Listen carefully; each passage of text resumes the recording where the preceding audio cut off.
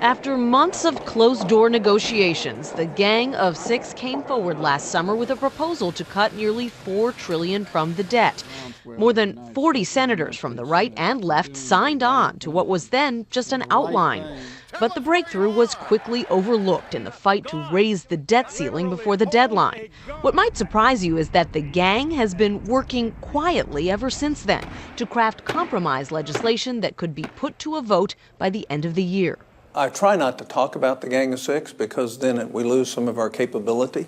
Why is that? Well, because then it's become part of the press, and then you have criticisms and judgments and everything else, which we don't want played out now. Oklahoma Republican Tom Coburn says the gang has picked up some new recruits. The Gang of Six is now a gang of 8, 4 Republicans, 4 Democrats, who have traveled the country seeking the support of business leaders. Things move in Washington when the American people demand it, and what we would hope is everybody would demand that we would address the problems. What made their plan so appealing to their colleagues was that it didn't take sides. It spread the pain of deficit cuts around to everyone, with reforms to Social Security, Medicare, and Medicaid.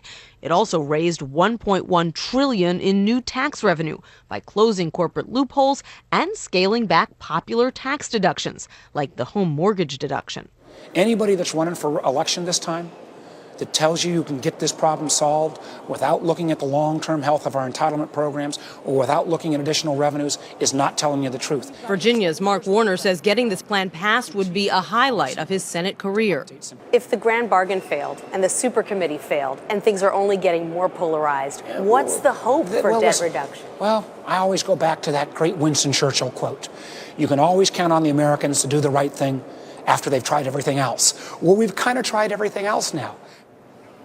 Just like the rest of Congress, the members of the Gang of 8 are often divided. So crafting legislation is a slow process, Scott, especially when you consider that they are proposing leaving no pocket of the federal government untouched by either cuts or reforms. Interesting to hear Warner, a Democrat, and Coburn, a Republican, on the same page. Nancy, thanks very much.